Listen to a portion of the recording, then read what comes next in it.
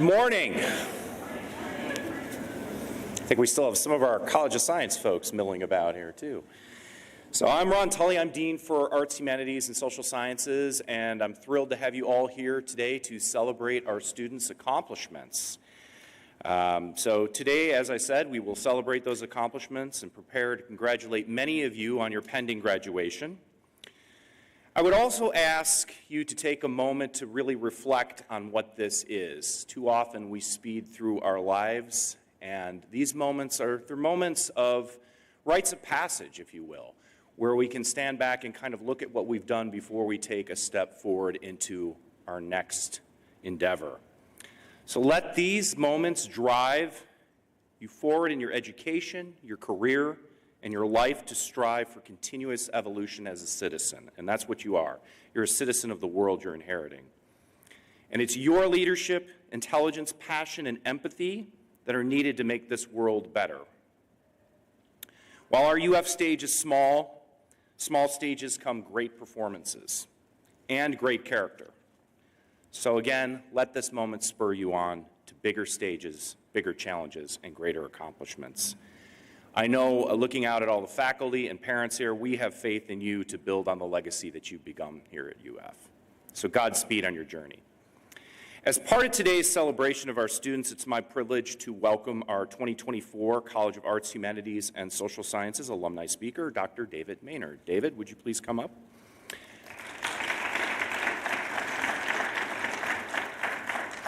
And this is my MO, by the way. Everybody knows I like to call people up early, then read it so they can be embarrassed while they're standing up here. David received his BA in English and Comparative Studies from The Ohio State University in 2008, an MA in Literature from Minnesota State University, an MA in Rhetoric and Writing from the University of Findlay, and a PhD in Composition and Cultural Rhetoric from Syracuse University. His research interests are diverse and yet interconnected across the humanities: environmental rhetoric, religious rhetoric, computers and writing, technical writing, professional writing, and public rhetoric.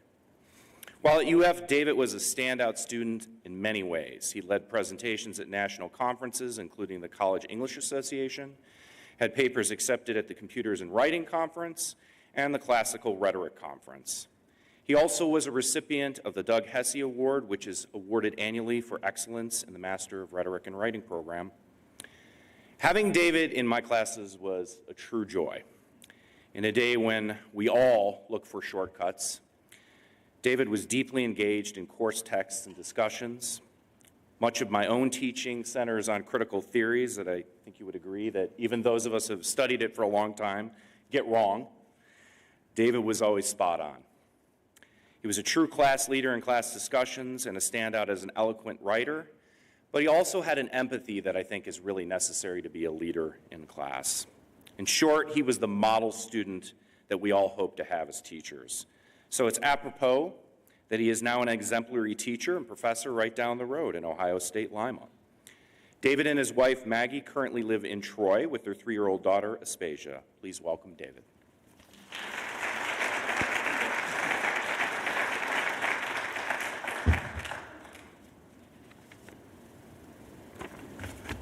Good morning.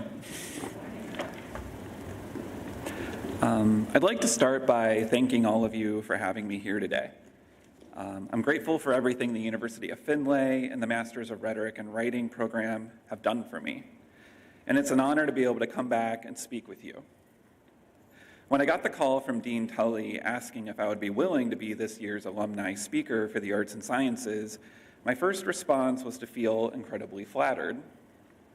Having completed the 3-year MIRW program at UF, I know firsthand how bright, talented, and hardworking the arts and sciences students are here. With so many people to choose from, it was hard to believe that Dr. Tully thought of me, and it was even harder to believe that he thought I would have something useful to say to you. Still hard to believe. As I pursued this train of thought, my sense of feeling flattered quickly turned into a feeling of almost existential dread as I realized that as this year's alumni speaker, I would actually have to say something. And more distressingly, this something would have to have value. What could I possibly say to you that would have value? what could I possibly say to you that you haven't heard a million times before? So, like any good student, I tried to do my research by reviewing what other people have said in similar situations. From commencement speeches to the keynotes delivered at this very same symposium, I delved into the world of speech making to figure out exactly what to say. Out of this research, I learned the following. Good speeches are heavy on story, poor speeches are heavy on advice. This was good news for me since I don't have much advice to give. So I'll start with a story. In 2010, I finished the Master's in English Literature at Minnesota State University. I had entered this program directly after completing my undergrad at Ohio State in Columbus. If you had asked me at the time why I was doing the Master's, I probably would have said something to the effect that I had a passion for literature and ideas, and I wanted to learn to be a teacher so that I can inspire a similar passion in my students. Truth was, I did the master's degree because I didn't know what else to do. Not the best reason to pursue a master's degree, I know. About halfway through the master's, I decided to compound my mistake by applying to PhD programs in literature. After all, everyone knows the best way to dig yourself out of a hole is to dig deeper. Surely the PhD would help me figure out what I want to do with my life. As you can probably guess, things did not work out quite as well as I hoped. The flow of rejection letters began as a trickle and quickly became a flood as I realized with growing anxiety that I had no idea what I was going to do with myself after I completed my master's. With my teaching assistantship quickly coming to a close, I took whatever work I could find in the small town of Mankato, Minnesota, so that I continued to pay my rent. This led me to work the assembly line for a company that produced and supplied office stationery. If you received a new nameplate for your office door or a custom-made stamp pad with your organization's logo on it during the summer of 2010, I didn't make it, but I may have put it in a box for you. And that's what I did for 8 to 10 hours a day. I removed stationery items from large boxes and placed them into smaller boxes to ship to customers. It was during this time that I learned the importance of having a sense of humor. This sense of humor was especially useful when the names of universities began appearing on different pieces of stationery, and more specifically, the universities that had rejected me but a few weeks earlier. I remember finding it ridiculous and not a little heartbreaking that a name tag could go to the University of Chicago, but I couldn't. As I worked the assembly line, I was also applying for any teaching job I was remotely qualified for. After several interviews for full-time teaching jobs in any state that would have me, I eventually took a job as a part-time English instructor at Columbus State Community College. I would go on to teach writing at Columbus State for about 7 years, and during this time I also taught at Franklin University and tutored in the Columbus State Writing Center. To my great surprise, my former listlessness was replaced with a new sense of purpose and meaning as I realized that I actually enjoyed teaching. I loved getting to know the students and what their lives looked like. I felt honored to be able to provide students with an opportunity to explore their experiences and identities through writing, and I felt a great responsibility as I introduced students to critical thinking and research skills that equip them to be more analytical and socially conscious citizens. And the money wasn't terrible either. Yet, even as I enjoyed my work and was able to pay the bills, I wanted something more. I wanted to teach at a single college or university rather than dividing my time between multiple institutions, and I wanted employer-provided health care and benefits. You know, the basics. I also wanted to be able to help support a family. In other words, I didn't want a job, I wanted a career. I know this is all beginning to sound like a cheesy college recruitment ad, but it's all true. To accomplish all this, I knew I had to make a change and enter the University of Findlay. One of my Columbus State colleagues kept telling me about this amazing master's program he had joined in Findlay, Ohio. At first, I was skeptical. I already had one master's. Did I really need another? Did I really need to dig this hole any deeper? Also, what sane person would choose to drive 2 hours each way from Columbus to Findlay 2 to 3 days a week?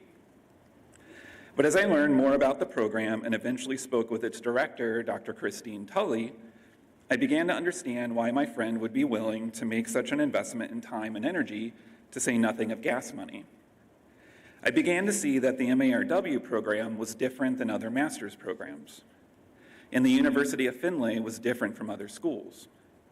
From my first conversation with Dr. Tully, I could sense her passion for the study of rhetoric and writing and her desire to provide working professionals like me with a pathway toward professional advancement.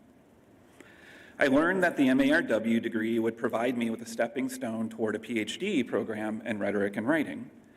These were not throwaway degrees. They were deeply intertwined with the work I was doing as a college writing teacher and allowed me to gain knowledge and skills that helped me become a better teacher as well as a more complex thinker and capable researcher. Whereas I had spent my first master's writing papers on books I can no longer remember, no offense to any literature people in the room, the MARW program quickly had me building websites, writing book reviews for publication in scholarly journals, presenting research to community members at the Hancock Historical Museum, meeting with journal editors, presenting at national conferences, while also finding time to do a deep dive into the rhetorical canon from Homer through today. And these are just the experiences that arose out of my coursework. Outside of class, the faculty offered me endless opportunities for advancement within my profession, including learning the ropes at a scholarly journal as an assistant editor and publishing a research article with the generous collaboration of Dr. Chris Denneker and Dr. Megan Adams. It is largely because of my time at UF that I was accepted to and eventually completed my PhD in Composition and Cultural Rhetoric at Syracuse University.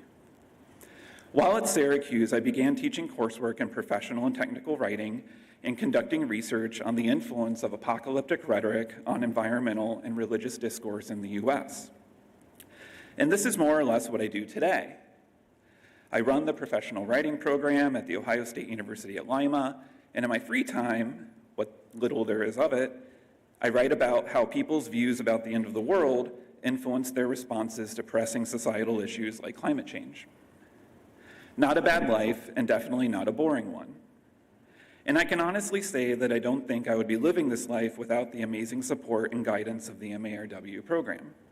It took about 12 years, but I went from having no clue what I wanted to do with my life to working a job I love, studying a topic that is endlessly fascinating, marrying the love of my life, and raising a beautiful, strong 3-year-old daughter who's already braver and smarter than I'll ever be. One thing we learn in the study of rhetoric is that human beings create meaning through the stories we tell. We invent the world through narrative. If I look at my life as a story, and who doesn't do that from time to time, there is the part of my life before Findlay and the part of my life after. And I like the part of my life after a lot more. Now that I've told you my story, I guess the time has come to offer some advice. As I said earlier, I don't think I have much advice to give, but here goes nothing. I mentioned before that I study apocalyptic rhetoric. When I use that term, quakes, volcanic eruptions, and hurricane-force winds, perhaps more cosmic images of rogue planets and meteors skulking towards Earth across vast expanses of empty space. If these and other equally disconcerting images are what come to mind when you hear the term apocalypse, you're not alone. As a scholar of apocalyptic rhetoric, I do study the different ways that narratives of cosmic apocalypse influence citizens' attitudes and behaviors in the everyday world. However, such grandiose visions are not what really interests me. What interests me is the relationship between apocalyptic thinking and control in our everyday lives. A common misconception about apocalyptic thinking is that it is fundamentally concerned with the end of the world or humanity as a whole, and is thus an expression of helplessness, fatalism, or pessimism at our ability to avert such global catastrophe. To be sure, apocalyptic rhetoric is often used as a tool to make sense of the world when that world appears to be out of joint. However, such feelings of disorder are mollified by the belief that at some point, maybe tomorrow, maybe 1,000 years from now, the confusion we experience will end. It is this belief in the end, whether it is the end of a corrupt world, the end of a bad job, the end of a bad relationship, the end of a bad speech, that empowers people to continue to live in the present, regardless of how oppressive that present may be. Belief in the end can be comforting, to be sure, but it is a slippery slope because how we think things will end inevitably influences how we view the present and what actions we think are possible in the present moment. At its core, apocalyptic thinking is not an expression of helplessness, but an assertion of power, and that it subordinates the lived present to an ultimately unknowable future. But why does this matter? What does this have to do with you? There have been many moments in my life when I thought I had reached the end and wanted to give up. When I failed to get accepted to PhD programs in Minnesota and had to take whatever job I could get. When I found myself juggling part-time teaching gigs, which, while rewarding, did not offer a clear pathway to the life I wanted to live. Even during the PhD program, you could set your watch to my regular bouts of skepticism and anxiety about whether or not I would graduate, much less find a job. Even now, I still have my doubts about all kinds of things, even more so as a new father. I'm pretty sure that's part of what it means to be human. For all my feelings of helplessness, however, I now see that my narratives of impending doom were always also narratives of control. At my most pessimistic, I suffered not from a lack of certainty or control, but in excess of it. I thought I had all the answers and that my future was certain. I would rather embrace a future I was certain to hate than embrace the fear and uncertainty of something new. In this sense, apocalyptic thinking can be a self-fulfilling prophecy. As you complete your studies and pursue your careers, you will undoubtedly encounter many hurdles and even defeats. I'm sure you already have. Change often requires discomfort, and there is no success without failure. I won't tell you to not let those defeats affect you or even define you to some extent, but I will tell you that you are more than your failures and mistakes. I will tell you that no matter what has happened, and no matter what you are afraid will happen, you have important things to do. You have good things to do. Your community and the world are better for you being here. The amazing work you are presenting at this symposium is a testament to this and reminds us that a meaningful life is defined not by an excess of certainty and not by having all the answers, but by the persistence of curiosity. This is, after all, the heart of the humanities and the arts and sciences more generally. Curiosity in service of the good. Curiosity about ourselves, each other, the past, the present, the future, this world, and everything that lies beyond. It was the University of Findlay and the Masters of Rhetoric and Writing program that helped me rekindle this curiosity at a crucial moment in my life. I encourage you to carry that curiosity with you throughout your studies and careers and lives, and to nourish it as a light against the darkness, a beacon of possibility in a world where too many people think they have all the answers. Thank you.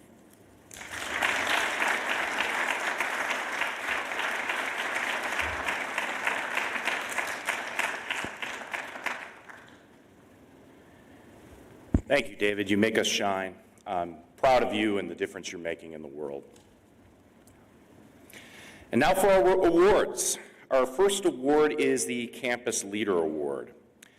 The Campus Leader Award is given to a College of Arts, Humanities, and Social Sciences major who has exhibited leadership on campus during the current academic year, either in academics or in co-curricular activities. This year's recipient is Megan Burke. Megan, will you join me up on stage?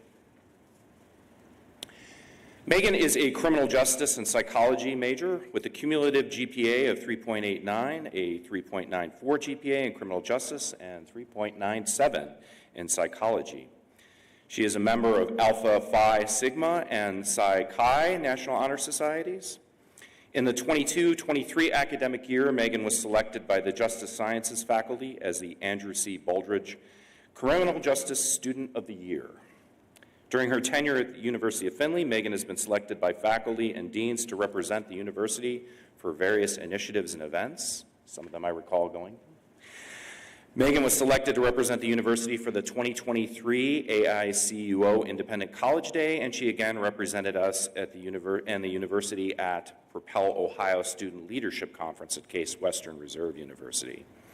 Her advisor, Professor Beitzel, said this, quote, Megan is mature beyond her years and has achieved a high level of academic excellence while balancing involvement in a plethora of work, leadership roles, and extracurricular activities. Megan is disciplined, self-driven, and a natural leader. She is an honorable person who is well respected by her peers, professors, and her dean. Megan has applied to graduate school at the University of Cincinnati with the goal to begin UC's master's degree in criminal justice in fall 2024. Congratulations, Megan.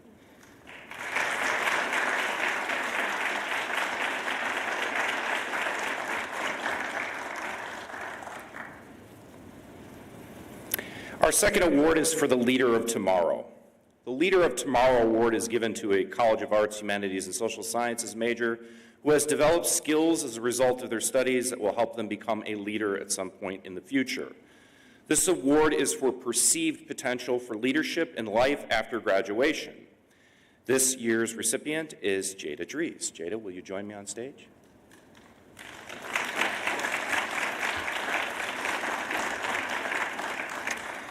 Jada is a rising senior from Fort Laramie, Ohio, with a double major in pre-law and English, public, and professional writing. She has a 4.0 cumulative GPA and is a very active honors student. Jada is currently student president for the UF Law Society, a member of the Catholic Student Fellowship, a member of Sigma Tau Delta, the English Honor Society, and serves on the University of Findlay City's Missions Club. Last summer, she interned in the Public Defender's Office of Shelby County. Please join me in congratulating Jada.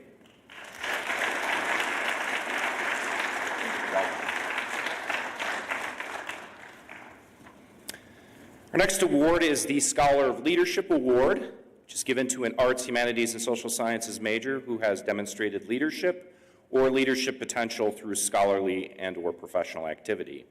This award is for outstanding intellectual or experiential work. This year's recipient is Ava Doster. Ava, you join me?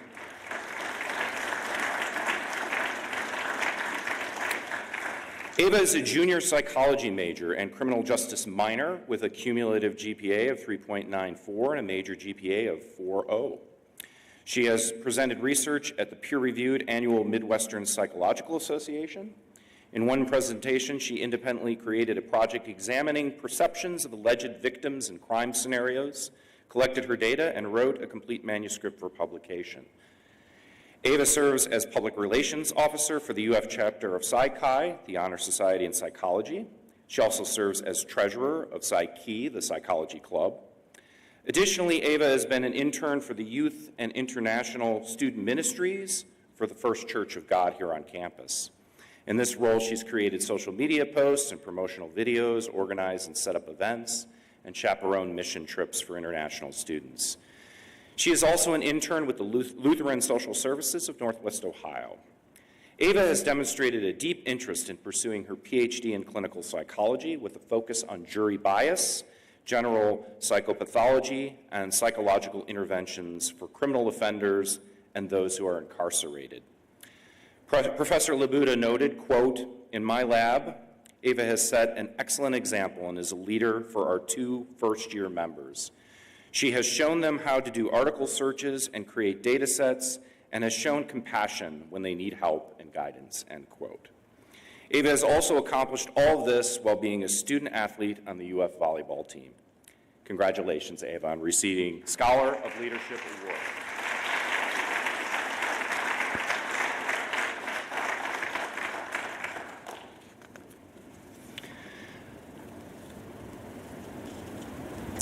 Samantha, will you join me up on stage here? Samantha here.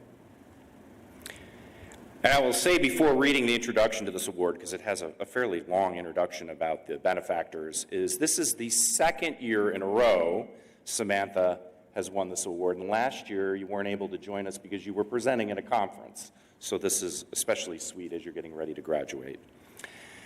The DeBow and Catherine Freed Academic Scholars Award was established by former University of Findlay President Dr. DeBow Freed. Dr. Freed served as the University of Findlay's 16th president from 2003 to 2010.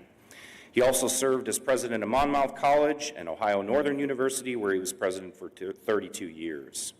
Mrs. Freed had a positive impact as a community leader at each institution, At the University of Findlay, she helped bring the National Student Honor Societies to the university, supported the Mazza Museum, and helped in beautifying the campus. Findlay Mortarboard chapter is named after her, as is the Galleria in the Mazza Museum and the Contemporary Christian Lecture Series. The DeBow and Catherine Freed Academic Scholars Award is presented annually to the highest ranking undergraduate student in each of the colleges as measured by highest cumulative grade point average after the first semester of one senior year. So there's a technicality in there, but all three-year studies with the most credits earned a GPA of 4.0. Samantha is an English public and professional writing emphasis major with 2 minors in writing and graphic design. Congratulations again, Samantha, for winning this award.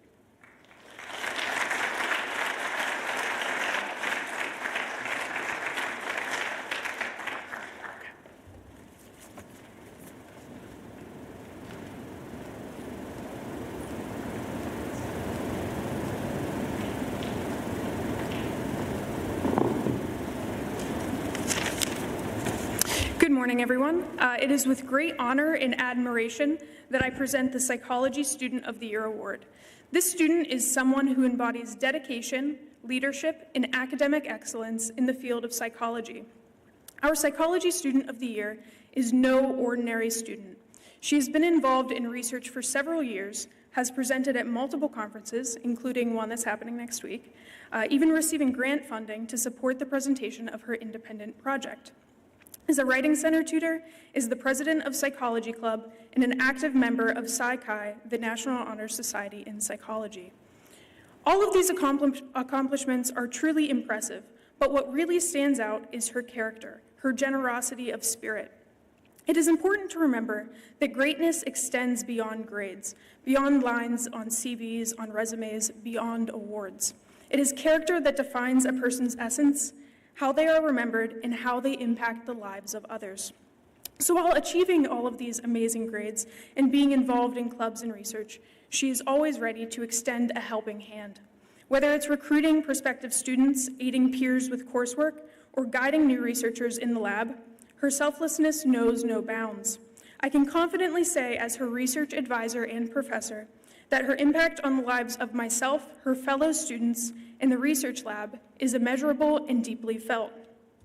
She intends to continue her academic journey at the University of Findlay, where she will pursue a doctorate in occupational therapy with a focus on geriatric rehabilitation. I am confident that she will make a fantastic addition to the program. So in conclusion, our Psychology Student of the Year is not merely a symbol of academic success, but also an excellent example of kindness, compassion, and leadership. She epitomizes the essence of what it means to be a dedicated student of psychology, and especially a proud University of Findlay student. So please join me in extending a heartfelt congratulations to our Psychology Student of the Year, Mackenzie Lape.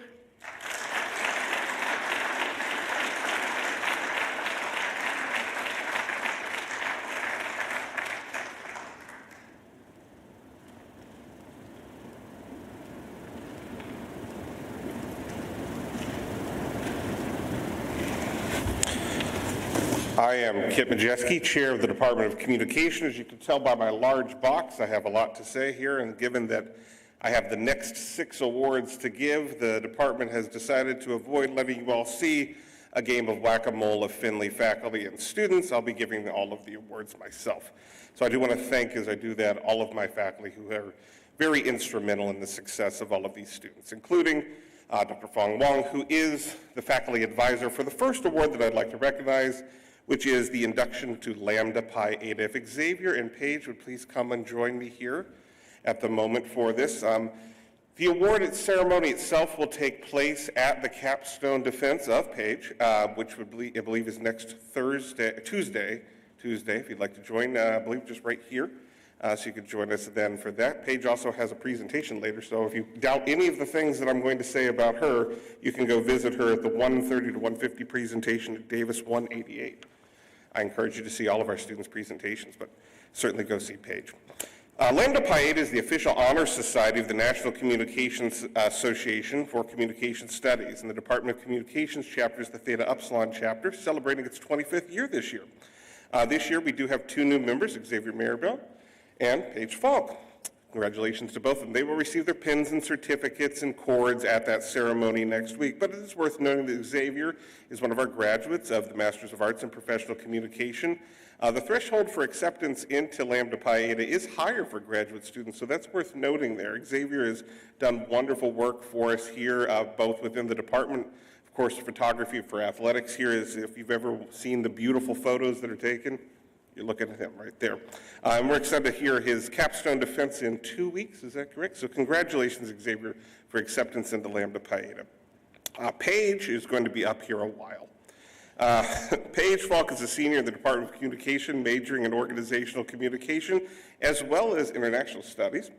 She has achieved just outstanding achievement in communication. She studied abroad, and using that, she's used it to inspire her capstone project, Bridging Worlds, Navigating the Cultural Challenges of UF's International Students, shining a light on the practical and psychological challenges that are experienced by international students at US as they adapt to a new culture. I'd like to thank them both for their work here at the University of Findlay, and congratulations on being inducted in Lambda Pi Eta. Thank you. Thank you.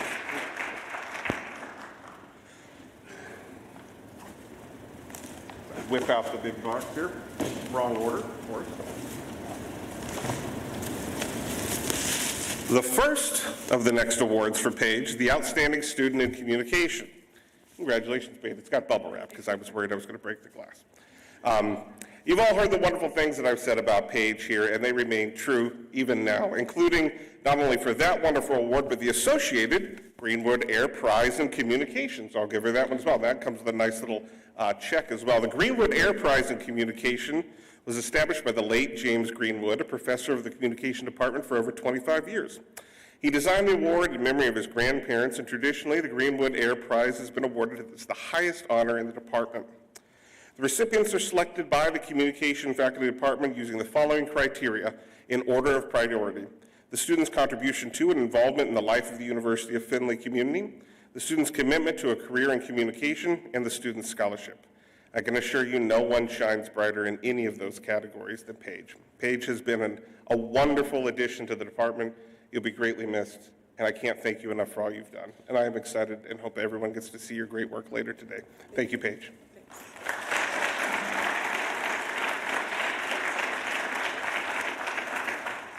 As I said, I was jumping around a little bit here, and I don't believe Laura Brito-Magano is here, but Laura, are you here?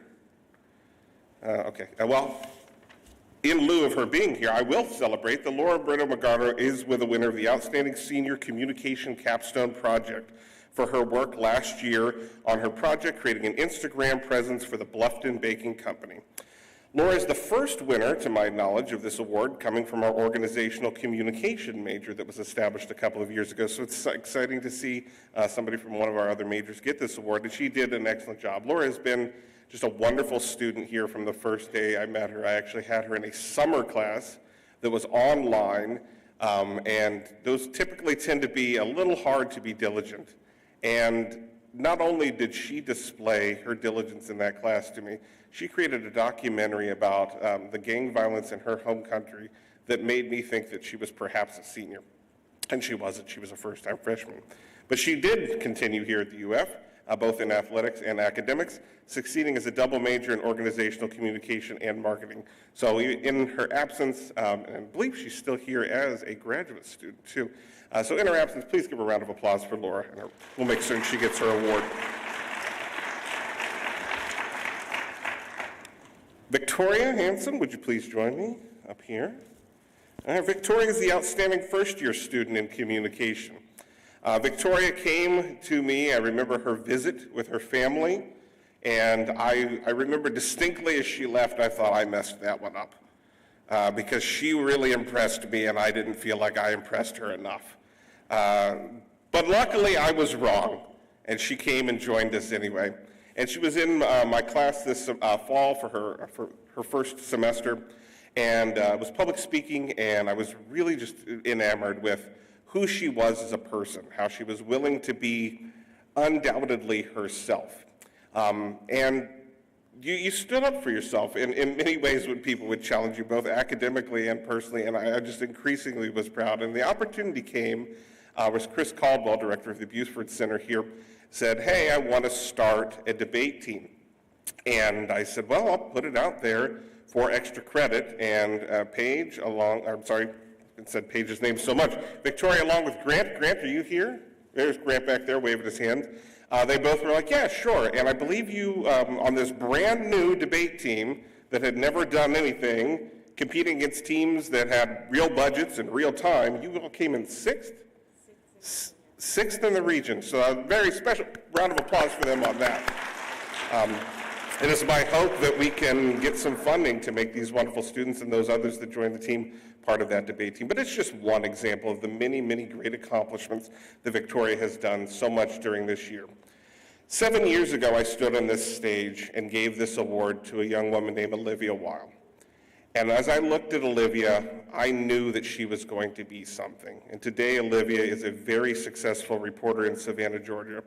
And I will say, Victoria, that in the 7 years since, I've never felt Olivia's presence more in anyone. I can't wait to see what you do in 7 years. Thank you, Victoria. Congratulations.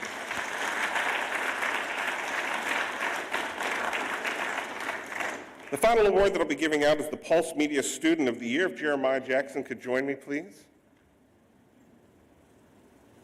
He was here. There he is. There we go. All right.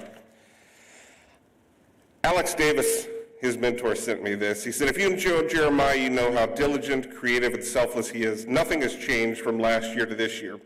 From commentating, sideline reporting, radio show hosting, and content creation, he continues to strive and thrive, with his most recent accomplishment being that of securing an internship for ABC 6 News in Columbus, Ohio, set for this summer. And I do believe I may have convinced Jeremiah to be a teaching assistant for me. Is that correct? All right. So if you have, if any of you wonderful students have not taken your 01 Core Plus credit, this is the man you want. All right. I'm sure he will teach me how to teach that better. But the one thing I want to add to Jeremiah is our radio station has a long history of success. It truly does. But one thing that I've noticed under the mentorship of Alex Davis is that Jeremiah has created a culture here at UF around that radio station, WLFC. And what I tend to notice is that sometimes students come into a college and it's an interest organization or something like a media product, and almost like a cult of personality, they build some energy around it, and then when they graduate, the energy goes with them. Jeremiah created that energy, no doubt. But what I find most fascinating and I'm most appreciative of is that Jeremiah created a culture that extends beyond him. The success of WLFC when Jeremiah graduates will not be just because of him. It will be through him. He has created something that I truly believe will reinvigorate that radio station for decades to come. So Jeremiah, from the department to you, I want to thank you for creating a culture that will mean something not just to UF communication students, but all the UF students and everyone in the UF community, both the university and the town. Thank you so much, Jeremiah, and congratulations on your award for Pulse Media Student of the Year.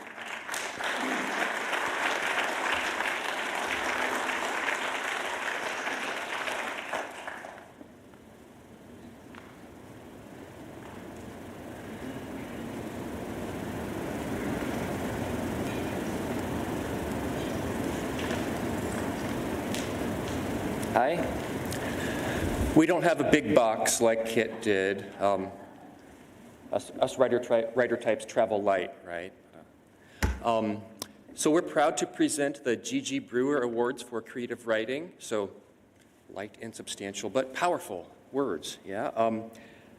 The G.G. Brewers honor creativity in the written word, and this year's winners, we have winners in fiction, creative nonfiction, and in poetry, as judged by Melanie Dussault and myself, our creative writing staff. Shall we call up our first place Sure. winner? I would like to note that all of the recipients of the Creative Writing Awards today will be within the pages of our brand new issue of From the Writer's Kitchen, our undergraduate journal, soon to be in print. Our first place winner is Bella Angel for her wonderful poem titled Beautiful Little Girls. It's a really evocative piece on the complications of gender and the commodification of beauty. Bella.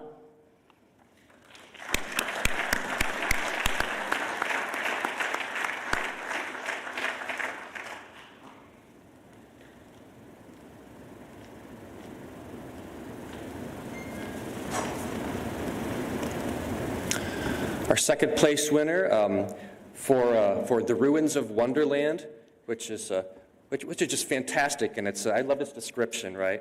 Great stuff. Lana Gray, is Lana here?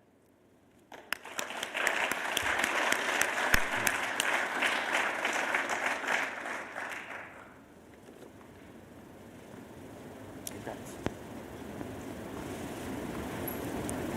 Our next prize goes to Gavin Weber for his flash fiction horror piece titled The Hunter, which has a scene of a deer standing on its hind legs, which is very terrifying. Gavin.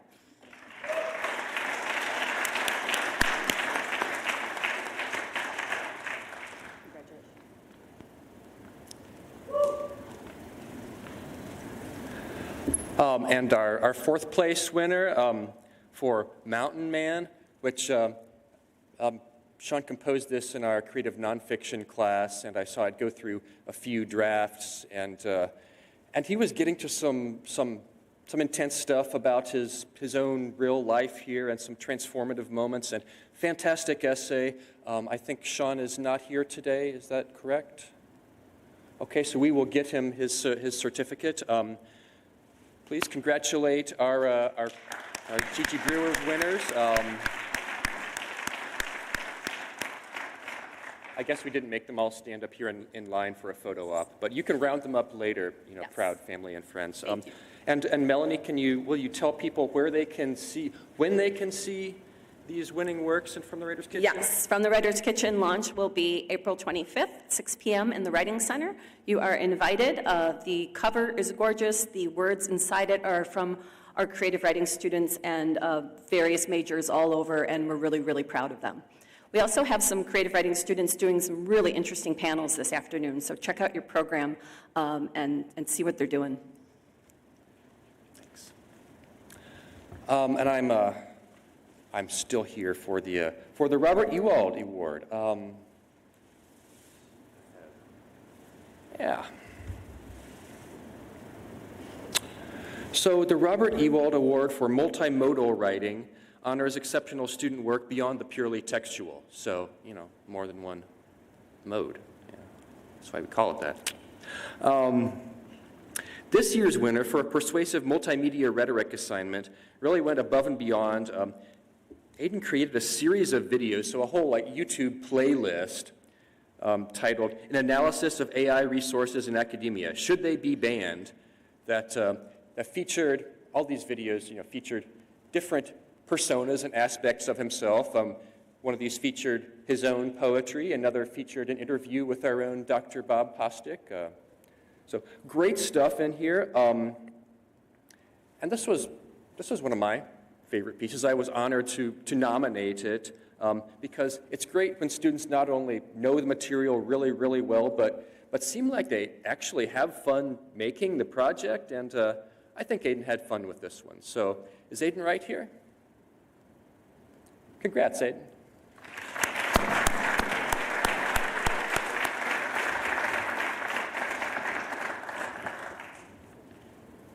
Congratulations.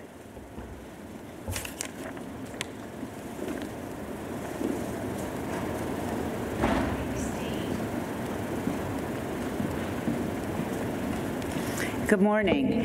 I am Dr. Sarah Fedorka. I am the chair of the Departments of English, Philosophy, and Religious Studies.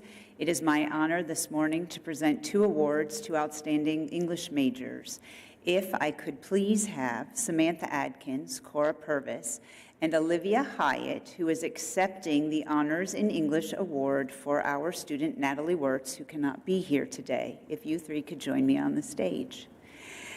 Honors in English is awarded to senior English majors who have earned a GPA of at least a 3.7 in the English major and a 3.5 in all of their courses.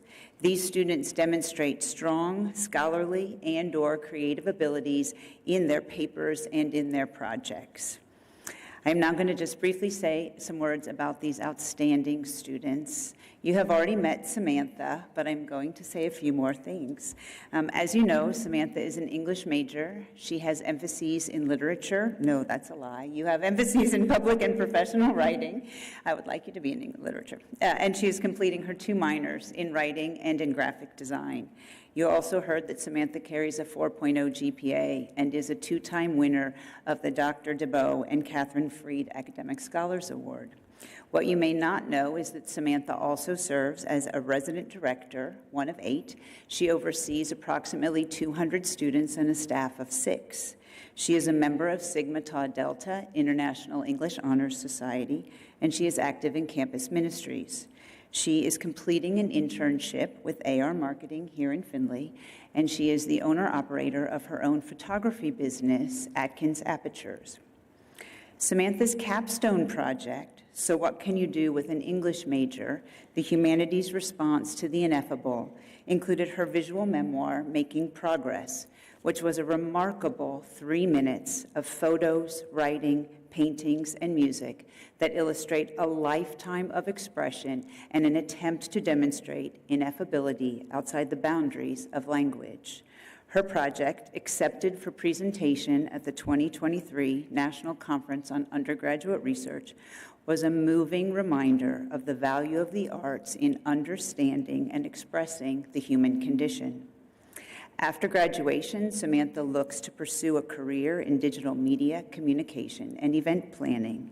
Faculty in the English department commend Samantha for her excellent scholarly and creative work.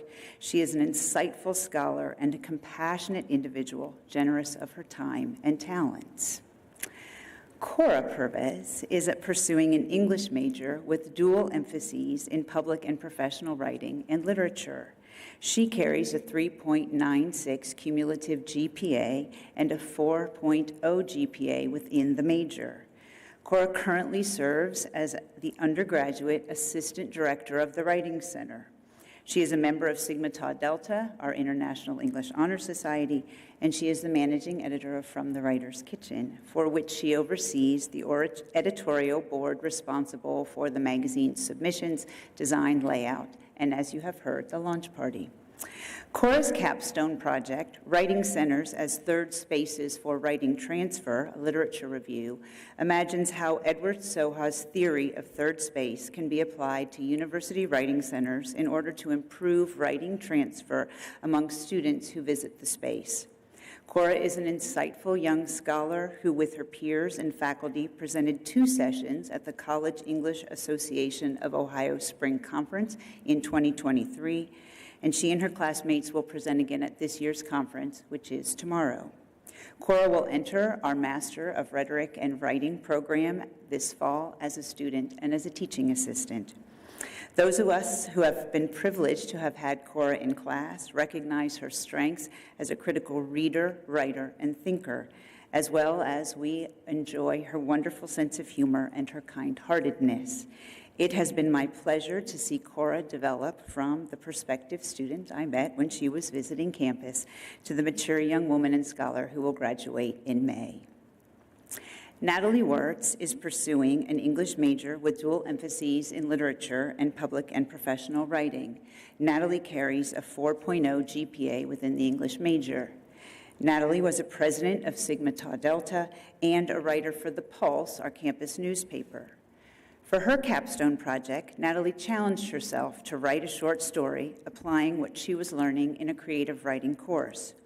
Her story, Cliff's Edge, explored the dynamic loss following the death of a twin and how that loss affects family. Through her project, Natalie explored the role fiction can play in helping bereaving individuals cope with grief. Natalie's project was accepted for presentation at the 2023 National Conference on Undergraduate Research. Natalie is well respected and loved by her peers and her English faculty. Her scholarly and creative work demonstrates her insightfulness. She is a role model for how to manage difficult situations with resilience, grace, and good humor. Please join me in congratulating our students.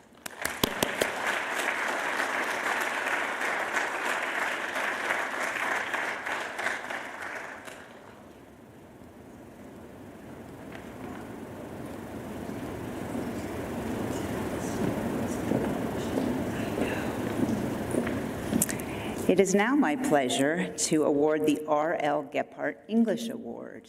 Dessa Eisenhower, if you would please join me on the stage.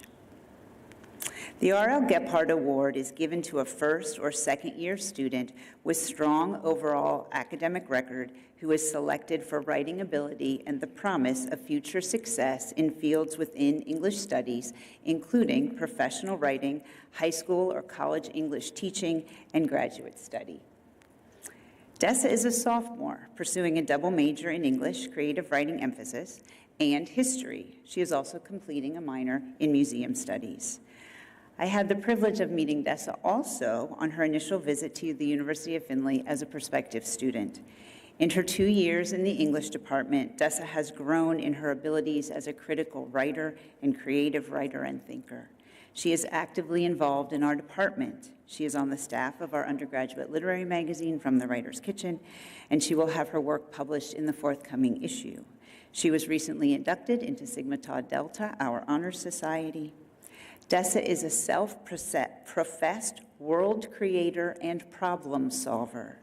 The English faculty recognize and applaud how Dessa is using these skills now to make a difference on our campus and in our community. Congratulations, Dessa.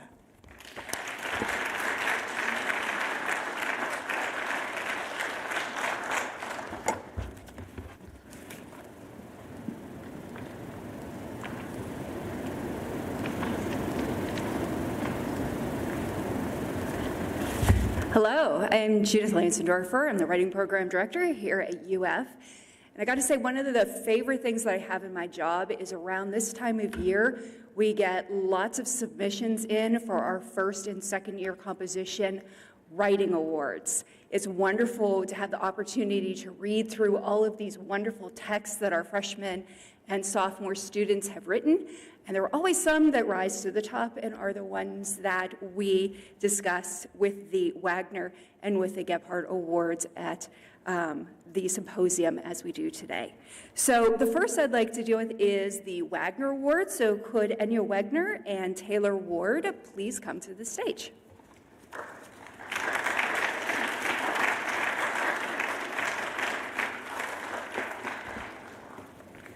So the Wagner Award is for excellence in second year composition, and it's always a really, really fun award to read for, because we have, within second year composition, technical writing, we have science writing, and we also have writing and literature.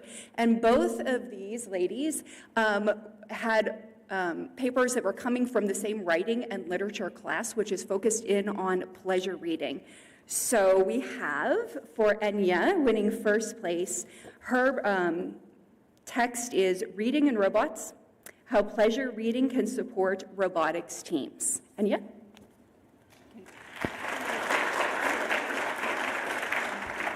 And Taylor, also coming from the same class, also on pleasure reading for pleasure running, the ultimate athletic balance. Congratulations.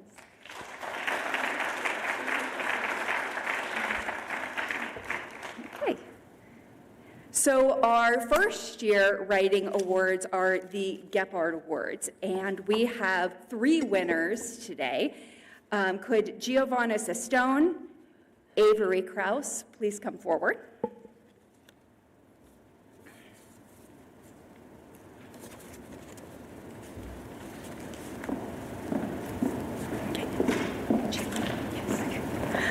Okay, so Giovanna has a paper that was really, really interesting, very well written, called The Effect of Microplastics in Water on Hormones and Reproductive Functions of Living Organisms. And this was a paper, when we read it, we thought, oh my gosh, this is first-year writing. It was a really, really fabulous paper and very well deserved for first place. And tying first place is also Avery Krause, who is not able to be here today, on mental health disorder in need of a supporter.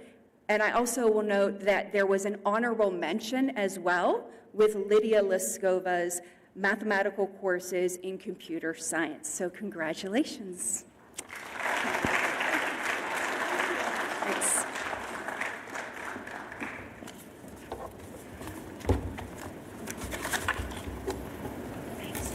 Sure. It is now my pleasure to present the Doug Hesse Award. So if I could please have Emily Kemp and Erica Gifford join me on the stage. Yeah. The Doug Hesse Award is given to a graduating student in the Master of Arts in Rhetoric and Writing program who has demonstrated excellence in scholarship. Erica Gifford, who will graduate from the MARW program this spring after she defends her thesis. Her thesis work is Shame Response and Food Pedagogy, the World Created by the Text. For her project, Erica designed a qualitative study where she interviewed women from the Findlay Service League about their knowledge of and experiences with cooking. Erica is also a teaching assistant in our first-year composition program. Emily Kemp is a full-time English language arts teacher at Buckeye High School in Medina. She will also be graduating this spring with her MARW. Emily's thesis project is a qualitative study that examines English language arts teachers' preparation to teach writing. The English faculty recognize Erica and Emily for their excellent scholarship and their contributions to the field of rhetoric and writing. Their commitment to learning, both their own and their students, is to be commended. It is my pleasure to present the Doug Hesse Award to Erica Gifford and Emily Kemp.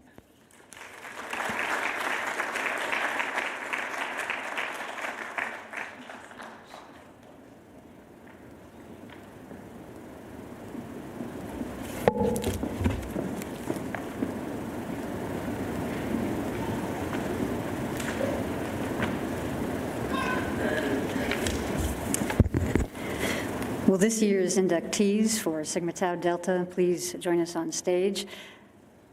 My name is Nicole Diedrich. It is my privilege to be the faculty advisor for our local chapter of the International Honor Society Sigma Tau Delta, and I'm joined here on the stage by our current president, Olivia Hyatt, a student in our MARW program. Sigma Tau Delta is proud to recognize and to welcome this newest group of inductees to our growing Psi Theta chapter, the English Honor Society. Inductees are members for life and commit to supporting Sigma Tau Delta's mission of fostering literacy in the community through acts of service. Graduate inductees achieve a minimum 3.3 GPA and must have completed at least 6 semester hours in English or a related field. Undergraduate inductees achieve a minimum 3.0 GPA and must have completed 3 semester hours of college coursework, including 6 hours of English-related coursework beyond the first writing requirements. Membership for undergraduates is open to all majors, so these are not necessarily our English majors. So we welcome the following members who were formally inducted on March 20th. We also welcome a transfer member to our chapter. So they are Jada Dries, Dessa Eisenhower, Godwin Osei, Melissa Risser, Sean Steele, and Aidan Wright. Please join me in congratulating these members. Congratulations.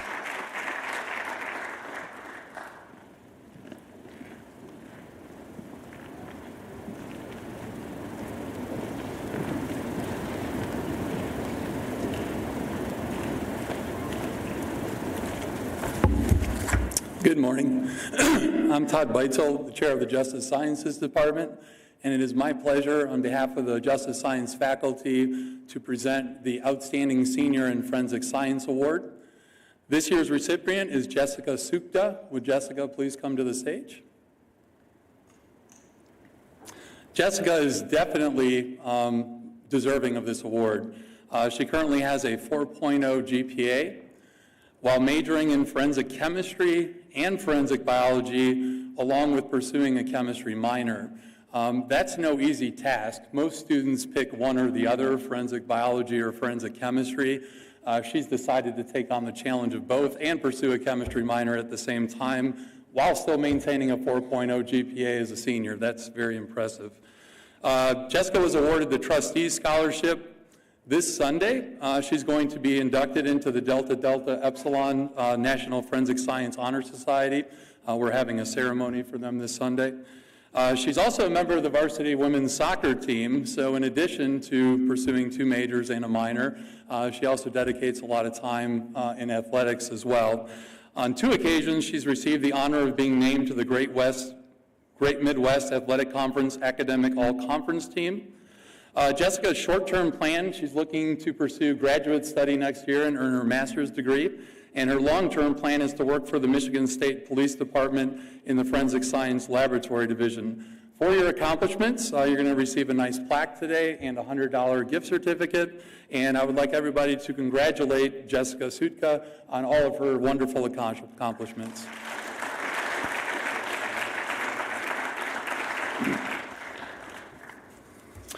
The next award I'd like to present is the Andrew C. Baldridge Criminal Justice Student of the Year Award. This award is very special to the faculty of the Criminal Justice Department. Andrew was a former student of ours.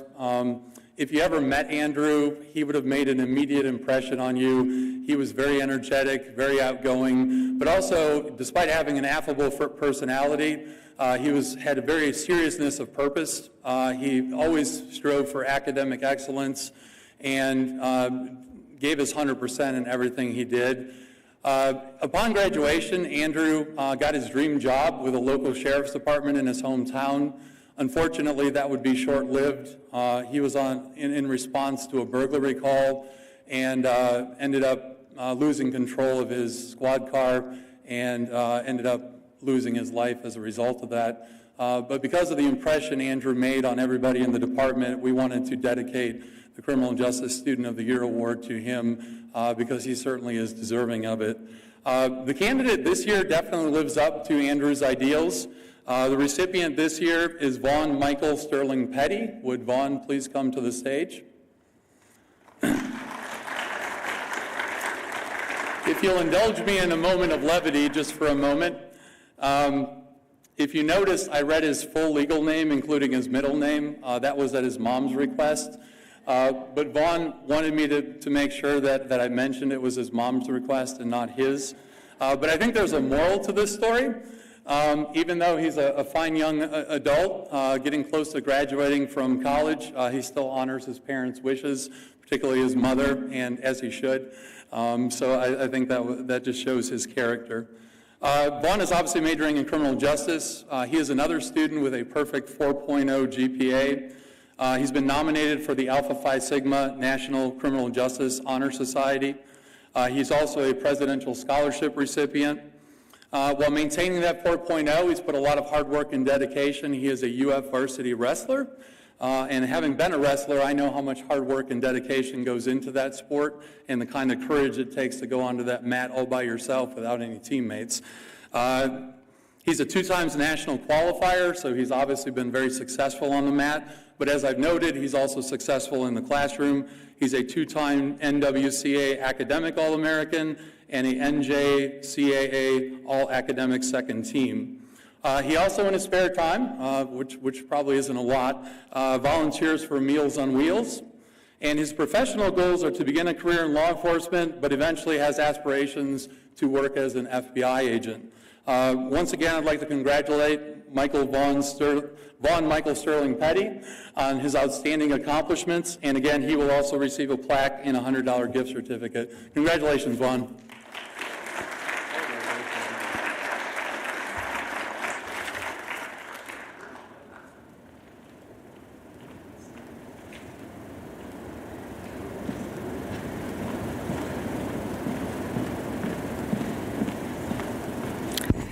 Hello, my name is Darcy Metcalf, and I am an assistant professor of religious studies. and I have the honor today of giving out on behalf of our department the Excellence in Religious Studies Award. And so I'd like to ask Grant Goodfellow to come forward, please.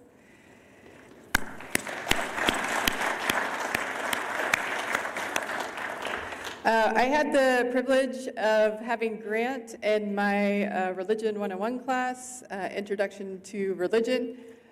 He's an excellent student in every way, and I have to say one of the most original thinkers that I had in this class. It's an introductory class, but Grant's work was way beyond that level consistently throughout the class.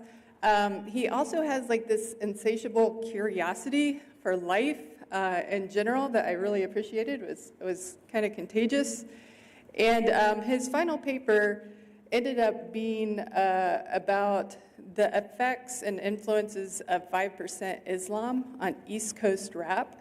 So groups like the Wu-Tang Clan, Black Thought, Busta Rhymes, Nas, all these groups were heavily influenced by the thought of 5% Islam. It was a wonderful paper. I really look forward to seeing what else you do, Grant, here at the university and beyond. So please give a round of applause to Grant.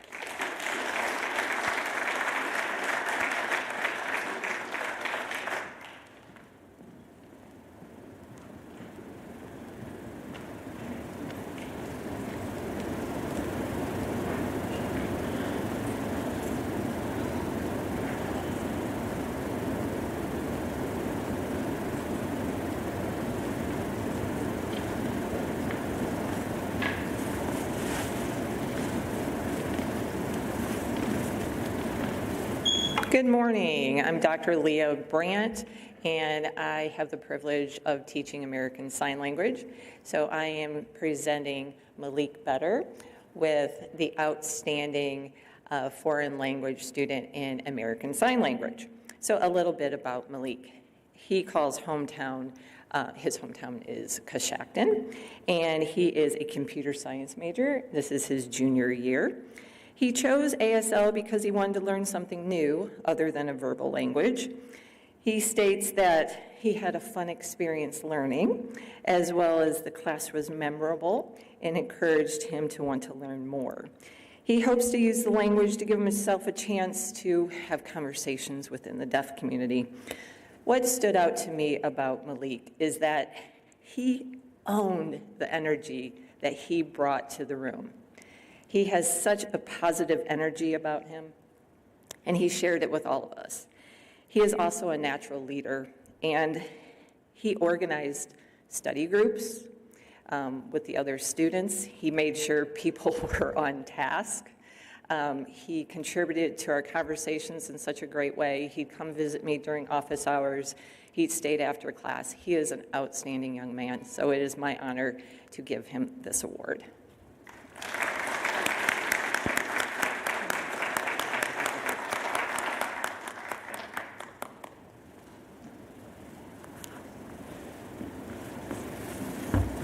Hola, buenos días. I'm Dr. Nathan Gordon, the Spanish professor at the University of Findlay. Could I ask Annika James to please come join us up here on the stage? So I have the pleasure of announcing our Spanish award today for outstanding students in foreign language. And Sarah James is an international business and Spanish major in her junior year. She chose to study Spanish because she has a passion for learning foreign languages. She also has a strong foundation in the Spanish language before she came to the University of Findlay. In her personal life, she would like to use Spanish to communicate with people from diverse cultures and nations. In her future career, she hopes to work with people from around the world using Spanish in translation, education, or even tourism. I'd also like to note that she has significantly contributed to the Spanish program this academic year by helping run the Spanish table as a student assistant. When she's not in the classroom, she regularly attends and supports many of our cultural events on campus, often befriending and encouraging our Japanese exchange students to join her. Even though Annika already completed a study abroad program to Korea in the spring of 2023, she will do another full-time study abroad to Cusco, Peru in fall 2024 to further develop her Spanish proficiency and to add to her already extensive portfolio of cultural competence. Please congratulate her.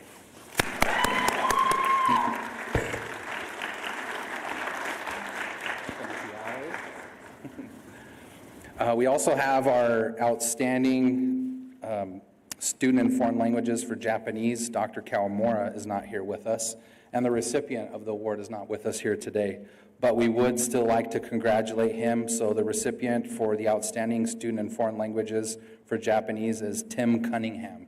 Please, can we give him a round of applause? If you see him around campus, please congratulate him, shake his hand.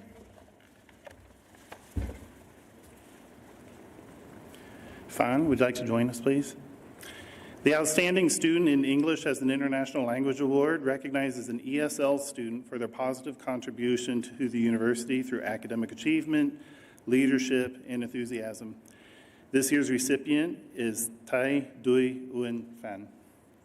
Originally from Vietnam, Phan has been studying English language in the IELP since August of 2023 and is currently in the advanced level.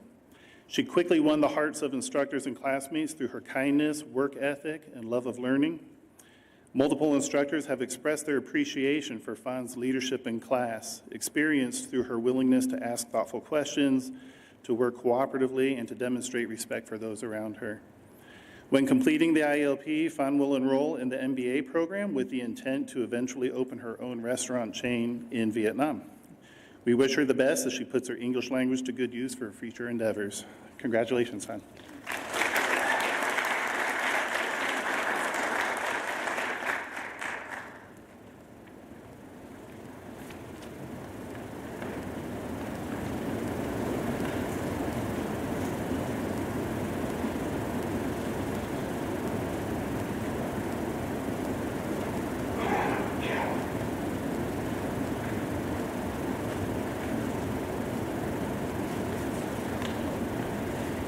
Hi, I'm Dr. Fatima Bloom, and I'm here to present the Outstanding Student in Teaching English to Speakers of Other Languages.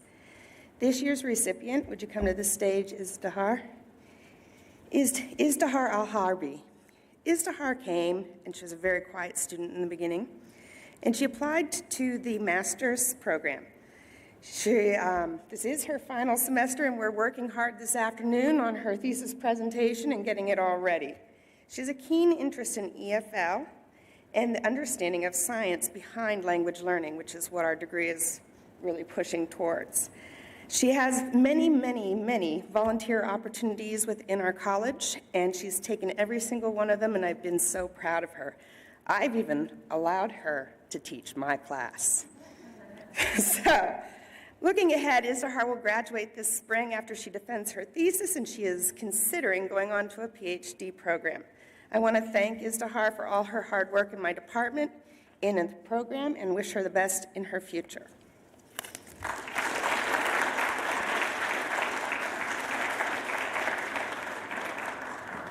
The next award is the Outstanding Student in Spanish Education. Stephanie Gordon, would you please come to the stage?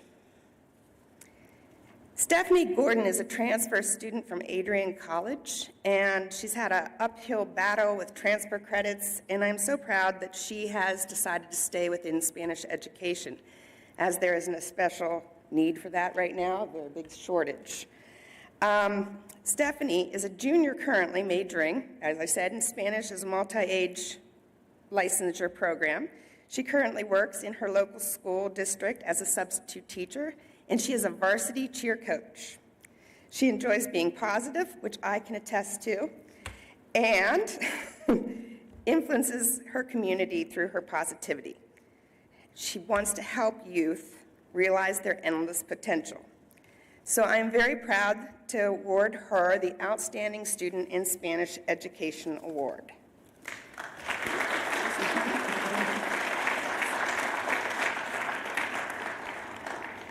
The next award is the Bridging Culture Award. This is given to an undergrad student and sometimes a grad student who does exceptional things within the community of Findlay in Hancock County. This year's award winner is Desiree Smith, and she is unable to attend and will receive her award during our thesis presentations. but I would like you to give her a round of applause. Our final award today is called the Friends of Findlay. I am not Dr. Kawamura, but I will be presenting this award. Friends of Findlay is the Northwest Ohio Japanese Business Association consisting of about 12 companies across the area. Every year they provide funds to recognize students who have contributed to relationship building among Japanese families, Japanese companies, UF, and Findlay communities. This year's recipient will be Audrey Hess and Rachel Clark. Rachel, unfortunately, fortunately, she's taking a study abroad this semester and can't join us. She'll be I believe she's at University of Fukui in Japan. However, Audrey is here. So Audrey, would you come to the stage?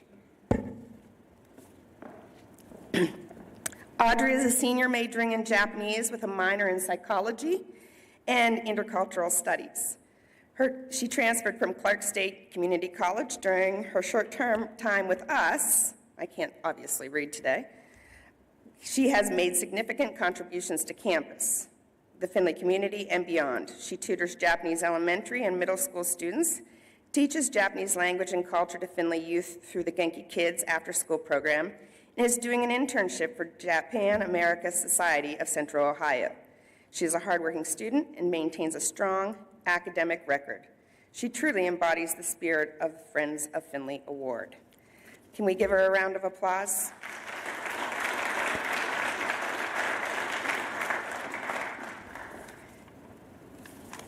Thank you.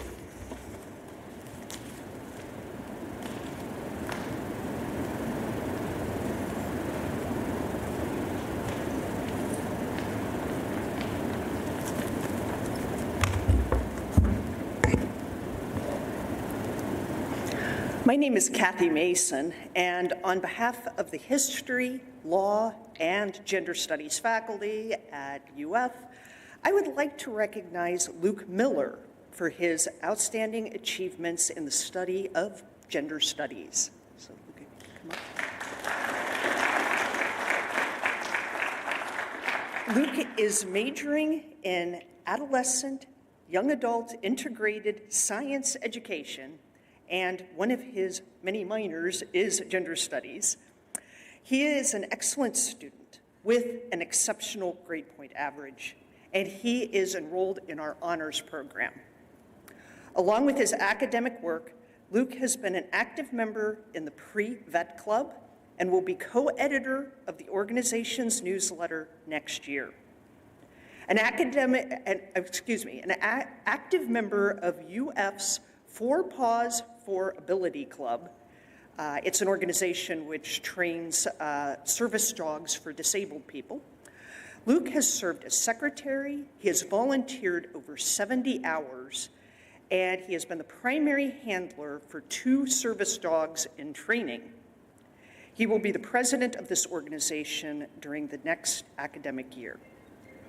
For his honors research project, Luke will be examining service dogs in K through 12 school systems in the United States.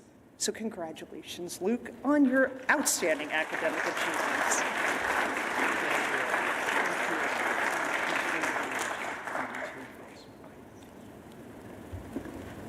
Thank you.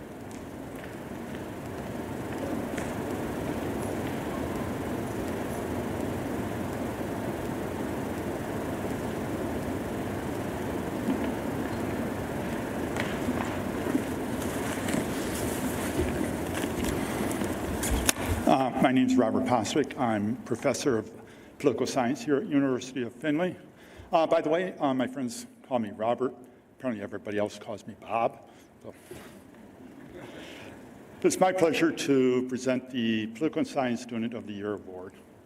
This award is presented to the graduating senior who has exhibited outstanding performance in the classroom and also in service. This year's winner or award recipient is McKenna Hurley. McKenna certainly has demonstrated excellent academic performance. The last 4 years, she has been on the Dean's List. She has maintained 3.76 cumulative GPA, and in the political science classes has just done outstanding work. Being the political science department, meaning me, McKenna has been in a number of my classes, and I can say that her work really has been excellent and challenging. She has also demonstrated excellent service. Not only has she been a writing center tutor, but she's also been a student mentor in our ACAD courses, and she is a member of ROTC and will be earning her commission this May. June. Please join me in congratulating McKenna Hurley as Political Science Student of the Year.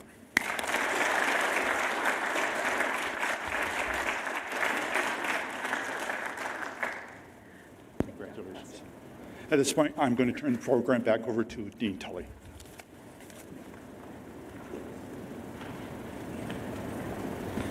I get to say this every year. It's another showcase of an embarrassment of riches. You can see then our students' accomplishments. I would encourage you to take some time today to go to the afternoon presentations and poster sessions. And when you're in attendance too, take time to introduce yourself to the presenters afterward. Find out if they're graduating. And again, that call to kind of pause at this moment and realize that this is a rite of passage for many folks that are passing on to their, we say, the outside world says real lives, but their real lives are here and now. This is a passage to the world that they inherit. So we're very proud of all of you. Congratulations on your accomplishments. Feel free to stay around here. I don't believe anybody's coming to this room next. If you want to take pictures with family or professors, the room will be open for another 30 minutes. Have a great day.